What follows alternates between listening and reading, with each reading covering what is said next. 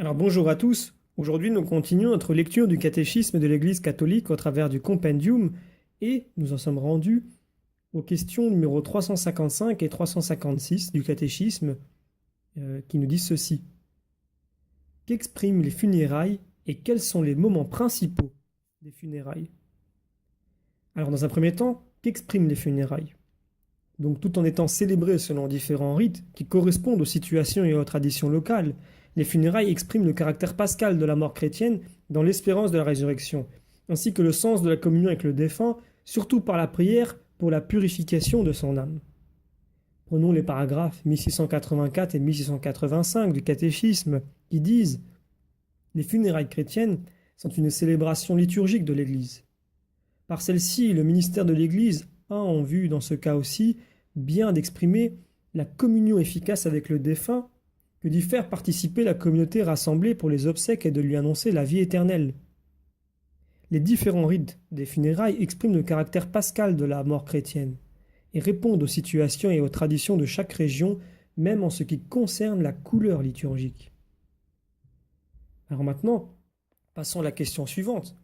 Quels sont les moments principaux des funérailles? Habituellement, les obsèques comprennent 4 moments principaux.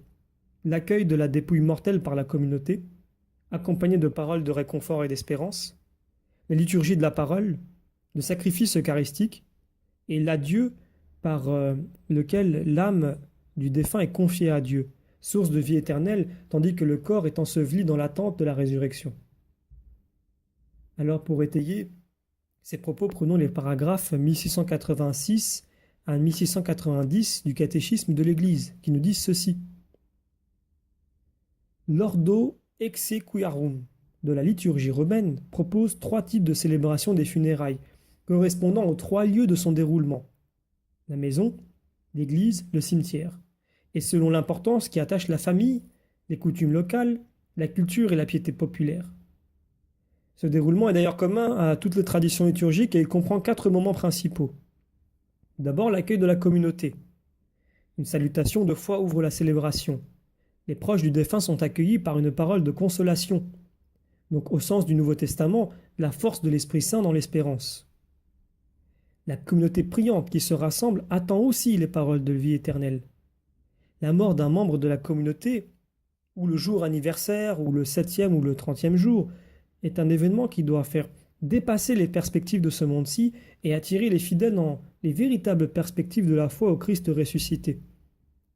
La liturgie de la parole lors de funérailles exige une préparation d'autant plus attentive que l'assemblée alors présente peut comprendre des fidèles peu assidus à la liturgie et des amis du défunt qui ne sont pas chrétiens. L'homélie en particulier doit éviter le genre littéraire de l'éloge funèbre et éliminer le mystère de la mort chrétienne dans la lumière du Christ ressuscité.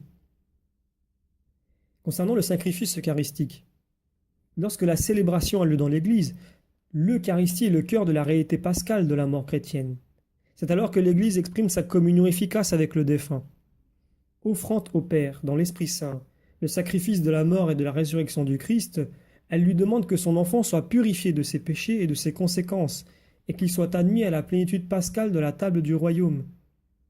C'est par l'Eucharistie ainsi célébrée que la communauté des fidèles, spécialement la famille du défunt, apprend à vivre en communion avec celui qui s'est endormi dans le Seigneur, en communion au corps du Christ dont il est membre vivant, et en priant ensuite pour lui et avec lui. L'adieu, donc à Dieu, au défunt, est sa recommandation à Dieu par l'Église. C'est le dernier adieu par lequel la communauté chrétienne salue un de ses membres avant que le corps de celui-ci ne soit porté à sa tombe. La tradition byzantine l'exprime par le baiser d'adieu au défunt. Nous lisons donc de la part de saint Siméon de Thessalonique. Par ce salut final, on chante pour son départ de cette vie et pour sa séparation, mais aussi parce qu'il y a une communion et une réunion.